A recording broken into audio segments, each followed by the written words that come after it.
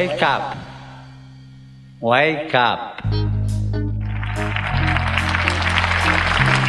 This word speaks of a responsibility which the Lord gives you. It is the duty to be vigilant, not to allow the pressures, the temptations, and the sins of ourselves or others to dull our sensibility to the beauty of holiness, to the joy of the gospel. Today, responsorial psalm invite us constantly to be glad and sing for joy. No one who sleeps can sing, dance, or rejoice.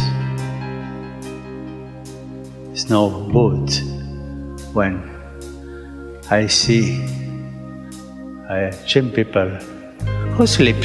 No, wake up, go ahead. Dear young people, God, our God, has blessed us. From Him we have received mercy. Assured of God's love, go out to the world, so that by mercy shown to you, they, your friends, co-workers, neighbors, countrymen, everyone who is